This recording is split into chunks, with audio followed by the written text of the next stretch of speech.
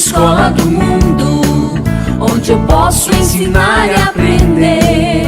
A palavra da sabedoria é a nossa EBD. Deus é o nosso diretor, o Espírito Santo nosso professor. A Bíblia é a cartilha que ensina o caminho, a verdade e a vida. Deus é o nosso diretor, o Espírito Santo nosso professor. A Bíblia é a cartilha que ensina o caminho, a verdade e a vida.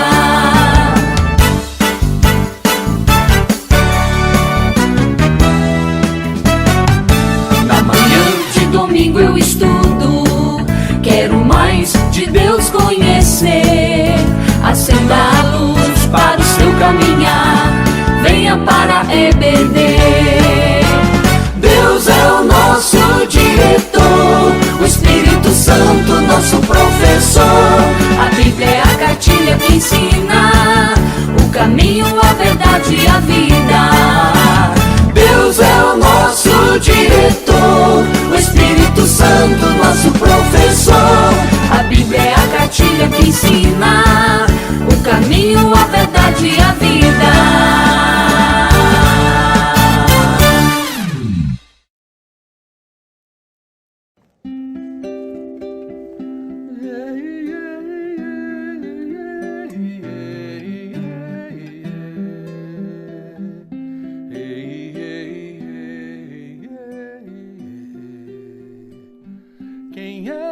Quem é o homem que tranquilo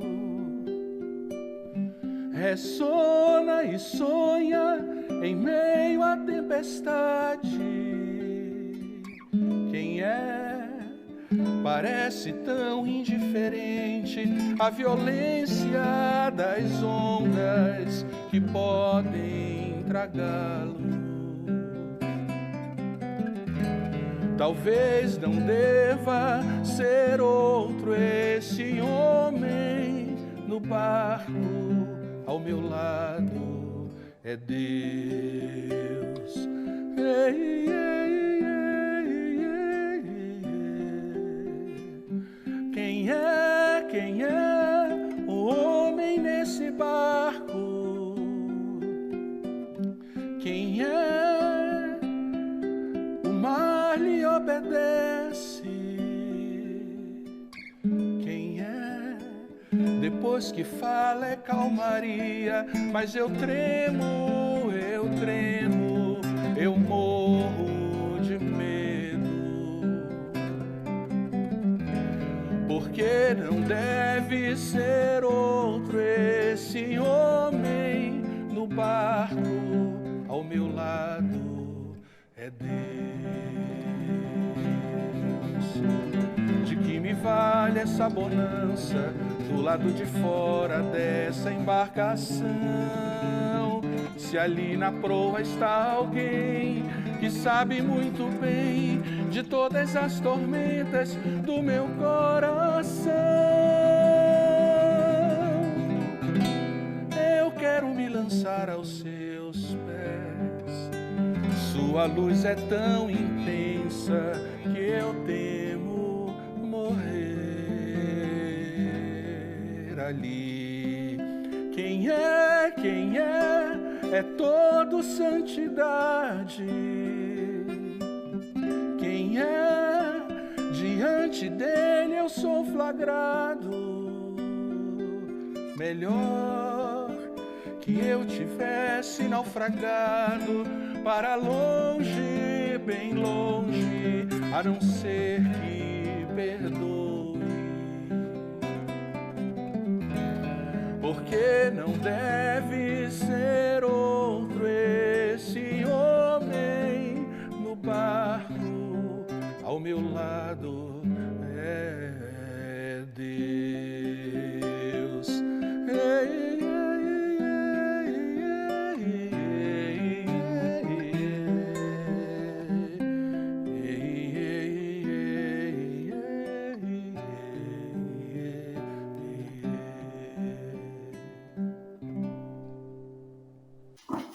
bom dia, ou boa tarde, ou boa noite, não sei o horário que você vai estar conosco assistindo a este vídeo, onde nós, mais uma vez, trazemos para você o Evangelho de João.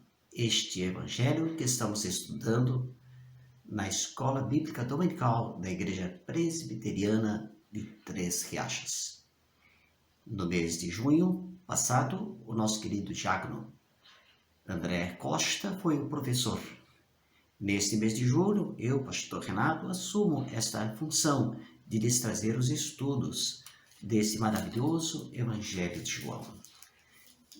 Então, convido você agora para uma palavra de oração. É muito importante que a gente, ao estudar a palavra do Senhor, ore para que o Senhor nos inspire, para que o Espírito Santo nos dê entendimento, para que a gente possa aprender a verdade. Então, ore comigo agora. Pai amado e querido, nós te pedimos que agora, nesse instante, o Senhor abra nosso entendimento para compreendermos a Tua palavra.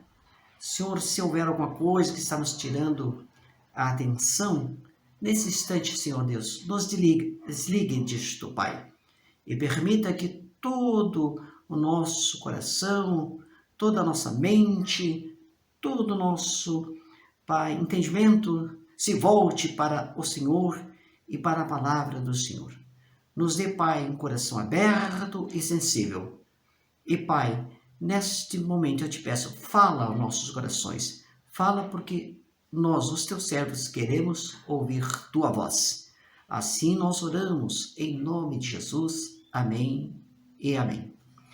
Pois então, meus queridos irmãos, amigos e irmãs, o diácono André chegou aqui ao capítulo 18 deste Evangelho e encerrou a lição do domingo passado no versículo 28. E a partir desse versículo é que nós iremos estudar hoje a nossa aula. Então vou ler para você. Se você tiver a Bíblia, abra aí João capítulo 18, do versículo 28 ao 32, onde nós assim lemos. Jesus perante Pilatos. Depois levaram Jesus à casa de Caifás, da casa de Caifás para o pretório. Era cedo de manhã. Eles não entraram no pretório para não se contaminarem, mas poderem comer a Páscoa. Então Pilatos saiu para lhes falar. Ele lhes disse: que acusação trazeis contra este homem? Responderam-lhe: se este não fosse malfeitor, não o entregaríamos. Replicou-lhes, pois, Pilatos: tomai vós outros e julgai-o, segundo a vossa lei. Responderam os judeus: a nós não é lícito matar ninguém, para que se cumprisse a palavra de Jesus, do modo com que haveria de morrer. Então, irmãos, esse texto de hoje e toda a sequência dele é um texto que nós não podemos estudar, digamos, sessão por sessão, versículo por versículo. A maneira mais eficaz de nós compreendermos aqui o estudo é nós nos atermos às personagens que estão envolvidas nestes episódios. Porque essas relações interpessoais é que vão dar luz ao entendimento do texto da palavra de Deus. Então, para nós seria muito mais assim eficaz o entendimento, o estudo, se nós nos ativéssemos às personagens envolvidas nessa história. No caso aqui, nós temos Pilatos, nós temos os judeus e nós temos Jesus. E nos concentrando nessas personagens, com certeza iremos ter uma visão mais profunda deste esboço histórico dos últimos passos do Senhor Jesus. A Bíblia, então, nos mostra que, entre essas personagens envolvidas nesse episódio, aqui, por exemplo, os judeus. Vamos lembrar que os judeus, nesse tempo, eles estavam sujeitos aos romanos. Os romanos dominavam na Palestina e eles eram submíssos. Os romanos, mais tolerantes, lhes davam alguma certa autonomia. Algumas coisas eles podiam tomar decisões, resolver entre eles. Tinha uma certa governabilidade. Porém, não lhes permitia matar ninguém. A luz gladio, ou seja, a lei da espada, só era permitida aos romanos. Só eles podiam ter o poder de vida e morte de alguém. Já o Talmud, um grande compêndio histórico judeu, diz que 40 anos antes disso, já tinha sido tirado de Israel o direito da pena de morte. O primeiro governador romano que ali veio trabalhar chamava-se Compônio. Este tentou, e explicou que a pena de morte era algo que era só autorizado aos romanos. Então ficou bem claro para os judeus que eles não tinham mais esse direito de matar ninguém, só os romanos. Houve até um sacerdote, um grande sacerdote, chamado Anano. Ele tentou se livrar de alguns inimigos, propondo que eles fossem mortos. Mas houve uma reação muito grande dos judeus. Disseram, nós não temos mais esse direito. E negaram a ele matar esses seus inimigos. Inclusive, o destituíram do cargo por ter apenas pensado em matar os seus inimigos.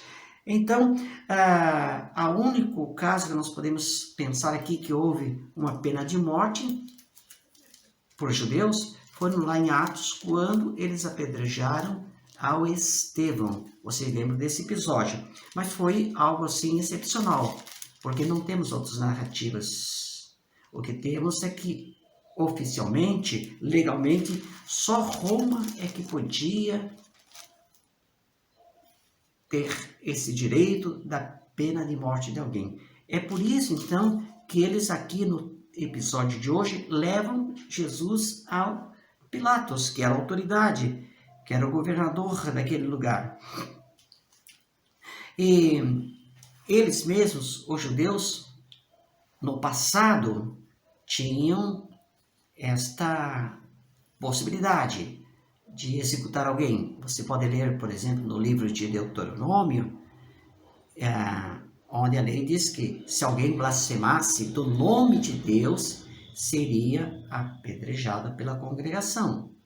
E você também pode ler em Levítico que a testemunha ou as testemunhas seriam as primeiras a lançar essas pedras sobre o condenado. E depois toda a congregação o apedrejaria. Então, ali está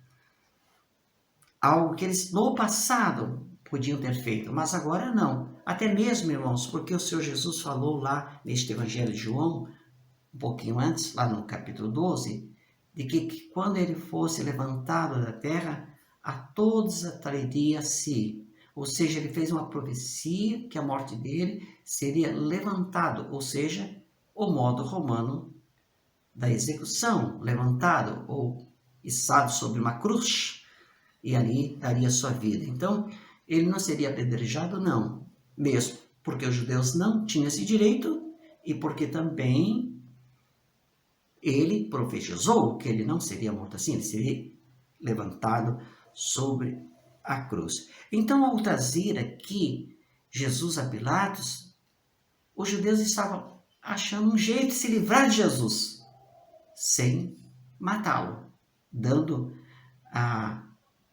aos romanos, a Pilatos, essa decisão da morte de Jesus. Mas há muito mais coisas no texto que nos falam sobre os judeus, que ao ler esse texto nós vemos ser interessante. Primeiro, irmãos, há de se notar aqui que tudo começa com ódio. Eles começam a se desgostar de Jesus. Aquele ódio vai crescendo, até tornar-se algo assim uma histeria de ódio. E essa histeria vai contaminando a comunidade judaica, ao ponto de quando Pilatos faz aquela opção deles, libera o Jesus ou libera o Barrabás, eles preferem, libere Barrabás.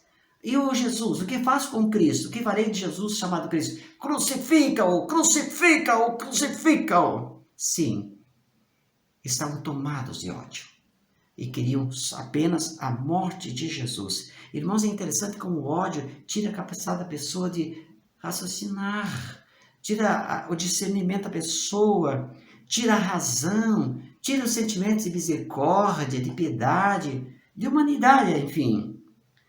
Não há nada pior no mundo que o ódio que torce a justiça, que distorce os valores, como está acontecendo aqui, que anula o sentido do homem, como nós vemos nesse texto que hoje estamos estudando. O ódio de Deus fez até eles perderem o sentido de proporção, irmãos, porque eles eram muito cuidadosos com respeito àquelas cerimônias deles. Tanto é que você leu aqui que eles não quiseram entrar na casa do Pilatos, onde Pilatos estava, para apresentar Jesus, para não se contaminarem, porque eles iriam participar da festa da Páscoa. Então eles estavam assim, tão apegados àquelas leizinhas, às cerimônias, mas tão destituídos de amor, ao ponto de levar Jesus para ser morto. Aqui, irmãos, lemos esse texto e que se ensinavam, naquele tempo, os judeus ensinavam, que a casa dos gentios era impura. E se alguém que ia participar da Páscoa entrasse na casa de um gentil, ele já estaria excluído da Páscoa, da cerimônia.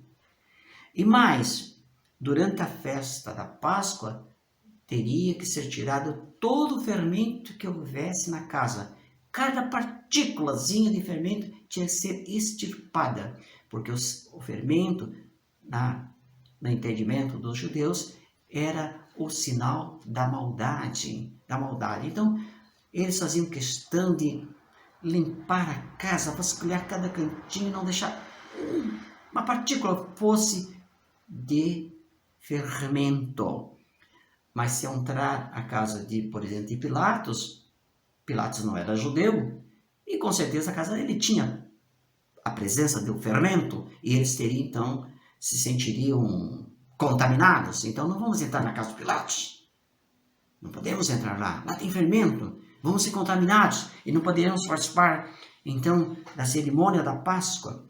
Então, eles se preparavam tanto para essa Páscoa, seguiam todos os rituais, cumpriam todas as obrigações religiosas, tudo para se manterem puros e poderem estar participando desta grande cerimônia da Páscoa. Mas, ao mesmo tempo, estão prontos a expor Jesus à morte. Estão mesmo prontos a dizer, sim, mate esse homem. Então, é algo que nos chama a atenção, irmãos, que às vezes damos valor a pequenas coisas e as mais importantes a gente deixa passar.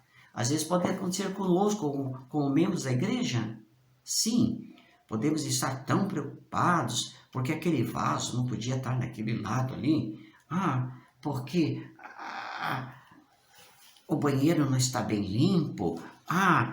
Preocupados porque alguém tirou uma cadeira e colocou em outro lugar. Não podia fazer isso, não podia mudar de lugar. Ficamos tão preocupados com coisinhas, às vezes, da vida da comunidade, que não notamos que entrou ali na igreja uma pessoa faminta, uma pessoa doente, uma pessoa com problemas emocionais profundos e que precisaria muito mais de nossa atenção do que aquelas coisinhas que estão ali no santuário. Às vezes nos preocupamos com a vestimenta da pessoa, isso é roupa de vir à igreja, né? Mas não preocupamos com o interior da pessoa, porque a Bíblia diz que Deus vê o interior. Nós é que queremos ver o exterior, ficamos preocupados com o exterior. Então, às vezes, nós também, como judeus, nos atemos às pequenas coisas, a esse cerimonialismo, essas regrinhas, essas coisinhas que não levam a nada. E deixamos passar a misericórdia, o amor, a fraternidade, o perdão, o entendimento, a comunhão, coisas muito mais preciosas e importantes na vida de um cristão. Os judeus estavam assim, não tinham nenhuma preocupação em transgredir um mandamento tão importante que está lá nos 10 mandamentos, não matarás. Eles não tinham problema de não matarás. Eles faziam questão que Pilatos executasse a pena de morte no lugar deles.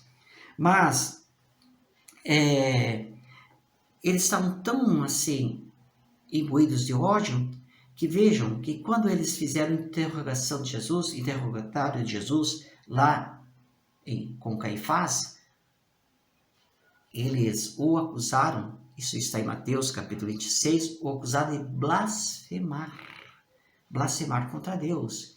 E por causa dessa blasfêmia, ele deveria então ser condenado à morte, porque blasfemou do nome do Senhor. Mas ao levá-lo a Herodes, eles não falam disso. Por quê? Porque se dissessem a Pilatos, nós o trouxemos aqui, porque se Jesus está blasfemando o nome do nosso Deus, Pilatos assim, deixa para lá isso aí, vou estar me preocupando com essas questões da religião de vocês. Vocês resolvem isso entre vocês, isso não tem nada a ver com Roma, essas questões de religião de vocês têm que resolver entre vocês. Eles sabiam que Pilatos não ia dar bola, Pilatos não ia levar isso a sério e provavelmente transferisse para eles essa responsabilidade de resolver essa questão entre eles. Por isso, quando eles chegam a Pilatos para trazer Jesus, irmãos, o que eles fazem? Eles dizem a Jesus outra coisa. Eles acusam Jesus perante Pilatos de uma insurreição política. Ele está se proclamando rei, ele está armando aí uma revolução, ele quer tomar seu lugar, hein? Coisas assim. Então o ódio era tão terrível que eles não tinham capacidade de ver a verdade. Eles torciam a verdade. Nenhuma verdade se sustenta com argumentos falsos. Mas é isso que eles estavam usando, um argumento falso para dizer que Jesus estava se colocando contra Roma. Aí sim, Pilatos ia ficar preocupado e dizer, poxa, quer tomar o meu lugar? Então tem que agir rapidamente. E olha, eles fazem algo que realmente nenhum judeu faria. Porque quando eles são colocados ali perante Pilatos, eles fazem uma confissão. Eles dizem a Pilatos, nosso único rei é César. Nosso único rei é César. Eles estavam tão contrariando a fé que já veio lá do profeta Samuel, quando lá no capítulo 12, Samuel diz que eles eram um povo único e que o Senhor era o seu único rei. Já tinha dito para eles, o rei de Israel é o Senhor. Já está lá no profeta Jeremias. Quando Gideão, no livro de Juízes, foi convocado para assumir lá o governo, ele disse ao povo, eu não vou governar, não vou ser rei de vocês, nem o meu filho, porque o rei de todos nós é o Senhor. Então eles já sabiam, desde lá do início, que para Israel o rei sempre foi e sempre será o Senhor. Quando os romanos invadiram Israel, começaram um censo com o objetivo de cobrar impostos, eles se revoltaram. Revoltaram e disseram, não, ninguém vai pagar impostos para Roma. Roma não tem poder sobre nós. Nós somos servos de Deus, o nosso imposto, o nosso dinheiro é para Deus, não é para Roma. E fizeram uma revolução, uma briga lá com os judeus, com os romanos, por causa deste intuito deles dominarem Israel e cobrar impostos. Mas agora, para surpresa do próprio Pilatos, ele ouviu uma coisa que nunca ele pensou que ia ouvir. Os judeus dizendo, nosso rei é César. Como? Eles não podiam dizer isso, nunca disseram. Eles sempre disseram que o Senhor era o rei. Agora não, nosso rei é César. Porque esse ódio os tinha cegado a tal ponto que eles não viam mais os seus princípios. Abriu mão das suas crenças mais sagradas, que o Senhor é o Rei sobre toda a terra. Negavam isso. E agora diziam, o nosso rei não é Deus, nosso rei é César. Eles estavam tão fanáticos, tão enlouquecidos por esse ódio por Jesus, que acabaram então abrindo mão de uma crença tão importante que o Senhor era o seu rei e negaram a isto, dizendo César é o nosso rei. Mas eu quero encerrar, irmãos, esse tempo que temos aqui, deixando para vocês algo que o João escreveu. Esse João que escreveu o Evangelho, mas escreveu lá na sua carta. E nessa carta de João, ele diz algumas coisas importantes sobre o amor. E eu queria então ler aqui para você, vou procurar aqui na minha Bíblia, este texto sagrado que eu quero deixar no final do nosso estudo. Deixe-me ler aqui. Esse texto, a palavra de Deus nos fala assim. Eu estou lendo agora aqui em João. Irmãos, não vos escrevo um mandamento novo, porque aquele que diz estar na luz, odeia ser irmão, até agora está nas trevas. Aquele que não ama seu irmão, aquele que ama o seu irmão permanece na luz, e nele não há treva alguma. Aquele, porém, que odeia o seu irmão, está nas trevas, e anda nas trevas, e não sabe por onde vai, porque as trevas lhe cegaram os olhos. Foi isso que aconteceu com os judeus. O ódio cegou-lhes a visão, e eles não puderam ver que ali está o Filho de Deus, o enviado do Pai, para salvar o mundo. O ódio cega. O ódio não é algo de alguém que anda na luz. Porque quem anda na luz ama o seu irmão. No mesmo evangelho aqui, o mesmo João também fala mais um pouquinho à frente de que Deus é amor. E quem ama permanece em Deus. Eu queria no final dessa lição, deixar com você essa reflexão. Como nós temos andado? Estamos emburrados com alguém? Estamos chateados com alguma pessoa? Chegamos no momento de quase pensar que era melhor ele morrer? Será que temos algum ressentimento no coração? Porque isso não é de Deus. Vimos aqui pela palavra que isso é algo das trevas. E quem manda lá nas trevas é o inimigo, é Satanás. Não podemos andar nas trevas. Nem dizer que andamos à luz, mas não amamos o irmão que está do nosso lado. Nem podemos dizer que amamos a Deus e não amamos aquele que convive ao nosso lado. Temos rancores, ressentimentos. Então, o meu convite hoje é que você examine seu coração. Se alguém aí no seu coração que você está chateado, não tem aquele apreço e carinho, está aborrecido com ele, está difícil de perdoar, que hoje você tome a decisão. Abre o coração e deixa a luz do céu entrar. E diga, em nome de Jesus, eu perdoo essa pessoa. Eu não quero andar nas trevas. Eu não quero seguir esse caminho que os judeus tomaram e levaram Jesus à morte. Eu quero ser igual ao Senhor, que ama de tal forma, de tal maneira, que deu o melhor de si, deu o seu próprio Filho. Eu também quero dar o melhor de mim, quero dar meu coração ao Senhor Jesus. Eu quero ser realmente uma nova criatura. Que Deus te abençoe e que você possa ter um coração amoroso, como Deus deseja que tenhamos. Vamos então orar no final desse tempo de estudos. Pai querido, nesta ocasião que estudamos, ó Pai, como o ódio foi pernicioso na vida dos judeus, como ele levou-os a entregar Jesus a Herodes, pedindo a pena de morte para Jesus. Como o ódio cega, Senhor, como o ódio faz mal, como o ódio envenena a alma da pessoa, como traz prejuízo à sua vida espiritual. Pai, não deixe que nunca o ódio tome conta do nosso coração, que nunca o desamor nos conduza a se afastar das pessoas, a execrá-las, a menosprezá-las, a, Senhor, desejar o seu mal.